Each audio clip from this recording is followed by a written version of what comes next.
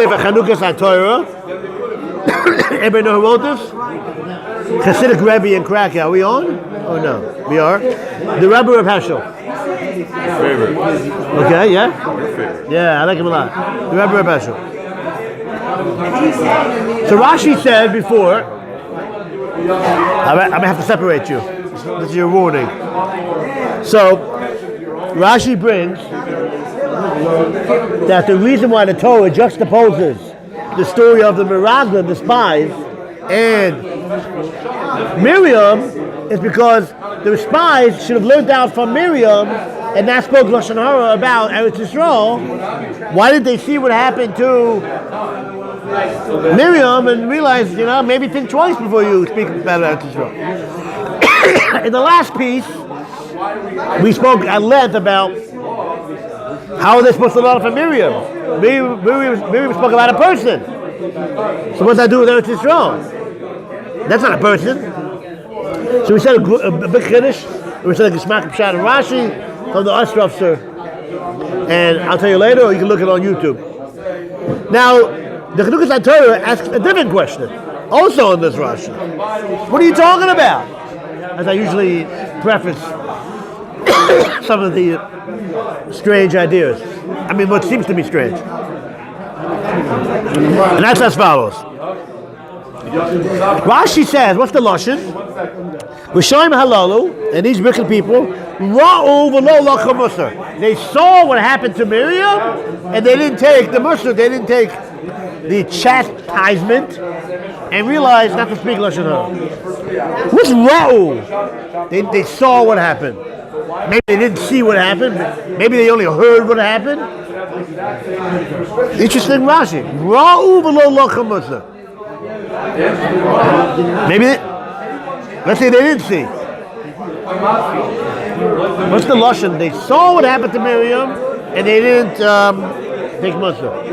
Maybe even if they heard, there should be enough. Right, but let's say they didn't physically see it. Where's Miriam? Oh, she's Mitzorah, she's out. That's the question. Did you have to physically see the Tzaras on Miriam or not? That's not my question. This is the Rebbe of Heschel's question. You could say maybe it means literally. I think Shmuel. What's his name again? I have so many Talmidim, I can't think of all. Shlomo. Okay. Shmuel, you with me? Let's say they didn't see it, and if they heard it, that would also be enough. Says the Rebbe of Heschel, a fascinating idea. The Gemara says the brachos as follows: the goyim, this leprosy, is not Yisurim Shal Avon. There are two types of punishments. There's Yisurim, there's punishments as a punishment for doing something wrong, for an avera. And then there's, this is beyond the scope of this discussion, suffering that you can have because Hashem loves you. If He loves me so much, why am I suffering? Good question. Not for now. Another share about that. With Hashem. So that's for now two concepts. Again, punishments because of a sin that you committed, and then there's punishments because Hashem loves you. I mean, the simple shot is Hashem loves you, wants you to do better. It's a way to get you to do tshuva. He tried other ways, that wasn't working. Now he's trying this way. That's a simple shot. So the Gemara asks the question, what do you mean? There seems to be a stira. There are sometimes when you have Nagayim, and it's not Yisurim Shal Ava. So what is it? Is Nagayim Yisurim Shal Ava? Suffering because Hashem loves you? Or is it suffering because of a punishment? What's going on? It seems to be a contradiction. It seems to be that it's mashma, it's both. So which one is it? Gemara answers, when it's b'faheshya, when it's everybody knows about it, when it's public information, everybody sees it, then it's anybody? Then it's what? It's public. Nothing was one of the choices. It was either a punishment because of love, or because of a punishment because you did something wrong. Okay, so you're very good. So, but for Hessian, when it's public, when everybody sees it, then it's not because of love, it's because of a punishment. It makes sense. Because then people will learn a lesson. Oh, you see? He did a sin. That's why he got saras. Oh, it's a punishment. I also should examine my deeds. Did I speak Loshon Hara? Did I do other things that may cause Loshon Hara? Gemara Eric has a whole list. Not only Loshon Hara. Being haughty, a whole list. Not paying your workers on time, stealing, a whole different bunch of things. So now I just said a svara as to why it makes sense, right? It makes sense that when it's public, then it's a punishment. When it's private, when only you know about it, then it's because Hashem loves you. It's not to teach a lesson, so why should anybody know about it? It's only because you have a special love by Hashem, so Hashem gave you Yisurim, but not to teach a lesson, therefore nobody else has to know about it. That's just between you and God. That's what the Gemara is. And I said a hesber as to why it should be that way. Now, according to this, how were the Meraglim supposed to learn out from Miriam the seriousness of Loshon Hara? No, maybe the reason why Miriam got saras is because it was Yisurim Shal Ava, suffering because Hashem loves her, not because as a punishment for doing something wrong. You hear the kasha? In fact, Rabbi Heschel, what's the raya from Miriam? That Miriam did Loshon Hara and she got punished, so we should learn out from her. No! Maybe she didn't do anything wrong. She spoke about Moshe Rabbeinu. She meant well. It wasn't real Loshon Hara. Moshe Rabbeinu didn't care. You know, all the stuff that we said last week. She didn't understand his nevuah. She meant well. She was trying to help him.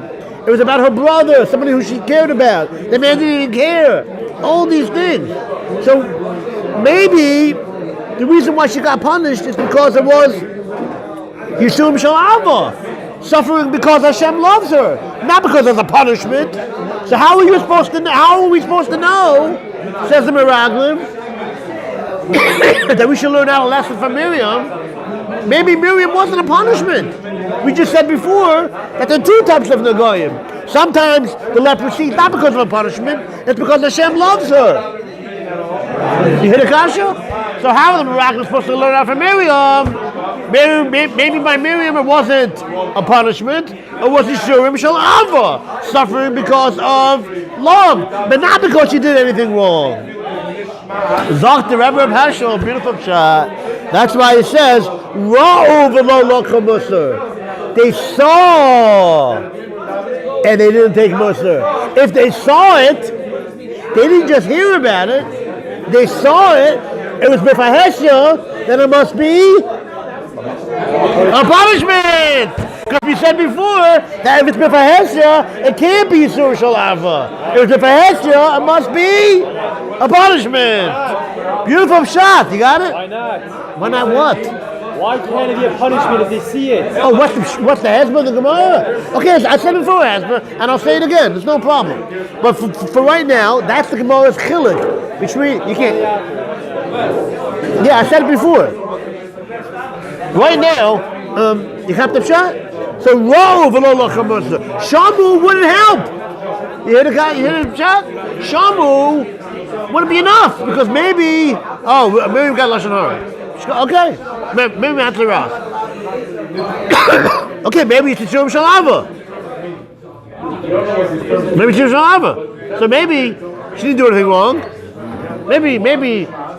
How should we learn out from Miriam? I think is that not public? Who said it wasn't a punishment? Is that not public? If you just hear it, it makes it not public. No, yeah.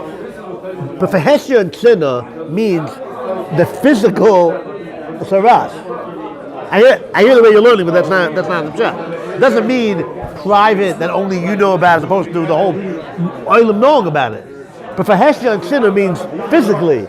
Is it on the body that everybody sees? always in a private place where nobody sees.